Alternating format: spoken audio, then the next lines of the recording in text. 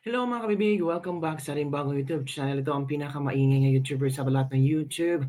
Ako si Kabibig, maglebag-lebag na siya with evidence. Naku po, impeachment ni BBM niluluto na. Nako, grabe. Talagang iba na ang papasok na 20th Congress mga kabibig na medyo meron ng mga nagpaparinig na niluluto nila ang impeachment ni BBM. O, ikaw, sang-ayon ka bang ma-impeach si Pangulong Bongbong Marcos? Naku, puro na lang impeachment cases sa gobyerno.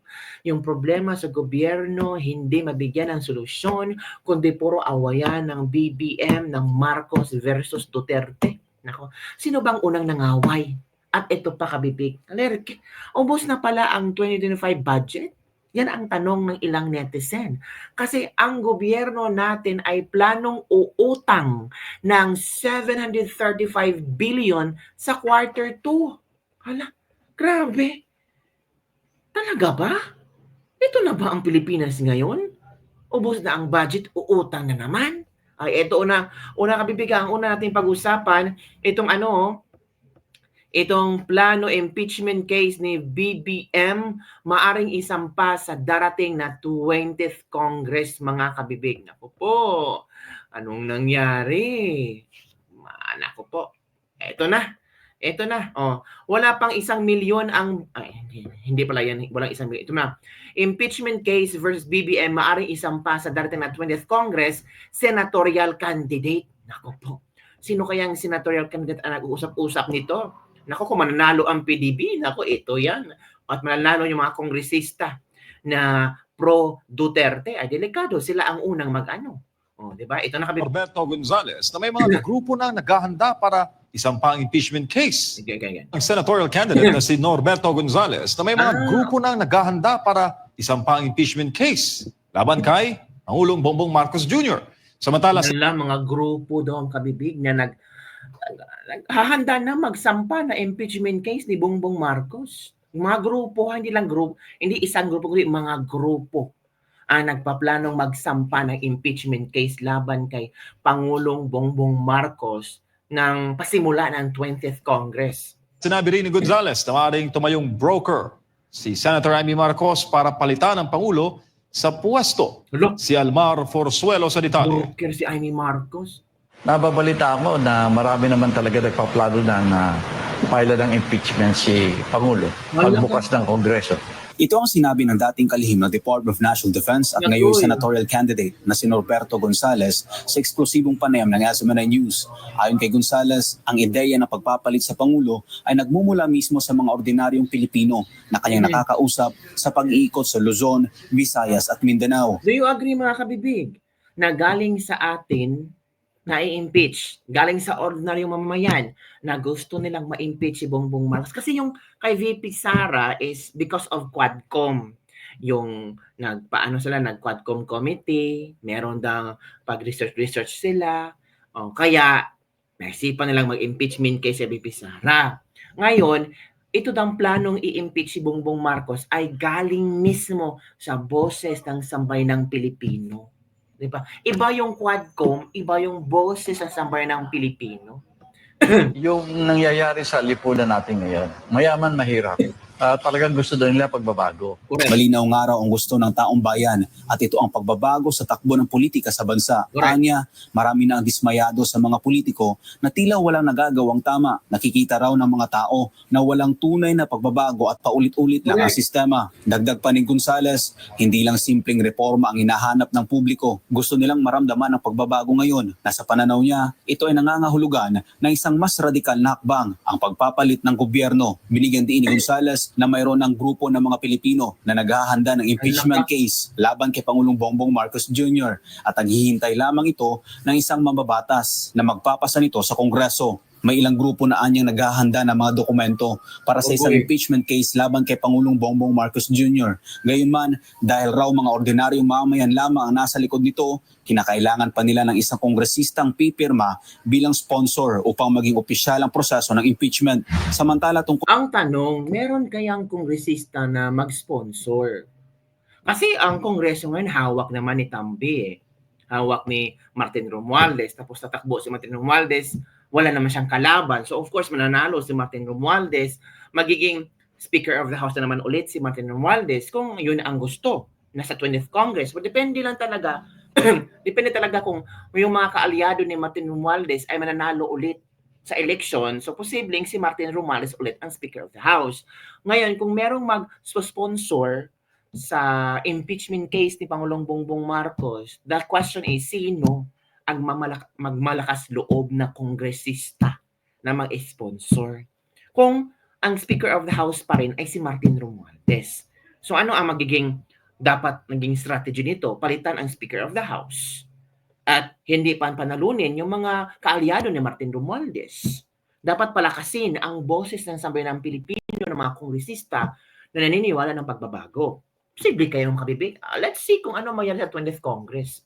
Kung naman sa hamon ng dating Chief Presidential Legal Counsel na si Atty. Salvador Panelo kay Senador Amy Marcos na sampahan ng impeachment ng kanyang kapatid na si Bongbong Marcos, ito ang naging sagot ni Gonzales. Ang nakikita ko lamang sa ngayon, kunyari yung kapatid niya, si Senator Amy Marcos, maganda yan na kung siya ititindig at sabihin na handa akong kausapin. Nilinaw ni Gonzales na magandang hakbang kung tatayong broker si Senator Amy para sa isang panibagong eleksyon. Anya, bukod sa galit ng maraming Pilipino sa kasalukuyang administrasyon, patuloy rin ang pagbaba ng ratings ni BBM. Correct. Gusto ni Senator Amy Marcos na gawin niya, maganda yan.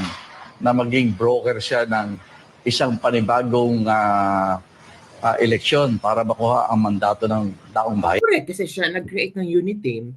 So siya yung si Amy Marcos kasi ang nag-create ng unit team. So siya ang magiging isang malaking solusyon na buwagin na lang talaga ang unit team at magkaroon ng eleksyon. Ayan, kung sino talaga gusto nilang mamuno, pwede niyang gawin yan. Dahil pabagsak yung rating ng ating Pangulo, parang nalalapit na marami rin ang magsasabi na baka maganda palitan na natin ng gobyerno ngayon na. Yun ang nakikita kong sentiment. Para sa Diyos sa Pilipinas. Yes, mga kabig. Yun din ang nararamdaman ko kasi iba na kasi ngayon ang sobrang gulo, mga kabibig. At eto pa, dumagdag sa gulo, dumagdag sa problema ng ating Pilipinas kung mahal. Eto kabibig, aywan ko ba kung anong bang nangyari sa budget natin. Eto kabibig, kita ko sa inyo, ito na.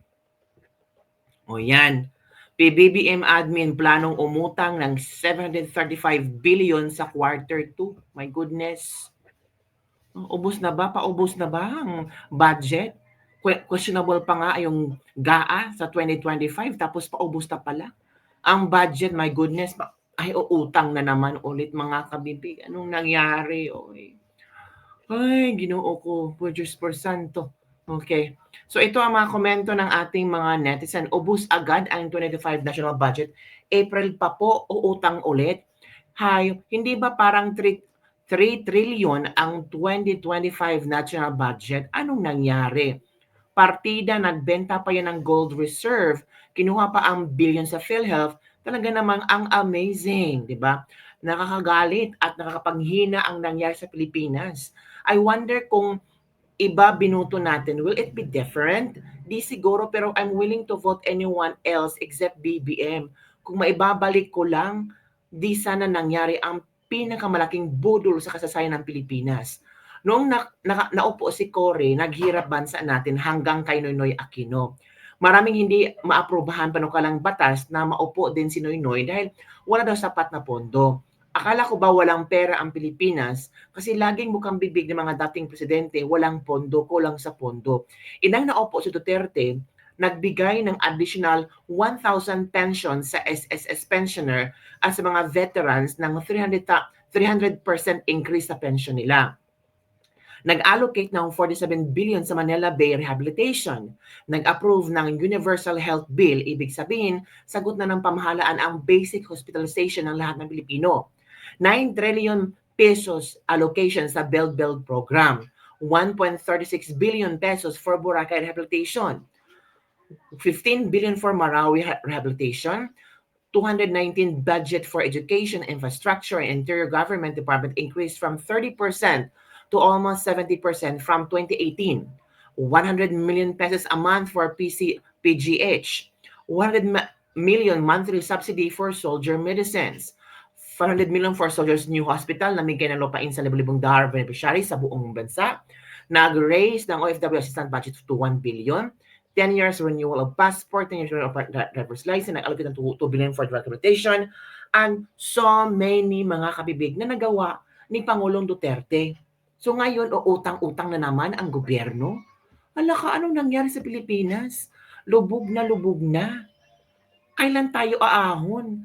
Akala natin babangon tayong muli. Sama-sama tayong babangon muli sa bagong Pilipinas. Nako, kaya ngayong eleksyon pag-isipan natin kung sino ang iboboto natin, kabibig. Opo. Kasi itong iboboto natin, senatorial man, sa national o sa local election, sila yung kinakatawan na pwedeng baguhin ang Pilipinas na hindi makorap. Diba? At wag na tayong magpadala sa mga masasarap, matatamis na mga bukang bibig nila. Na ganito, na ganyan, gagawin na. Wag na, kasi sobra na. Diba mga bibig? Sobra na. Never again. Sabi pa ni VP Sara. So yun ang kabibig. Question, payag ka ba na ma-impeach or ito niluluto na impeachment ng grupong Pilipino kay BBM? Don't forget to like, subscribe, and share this video. Bye everyone. See you next time.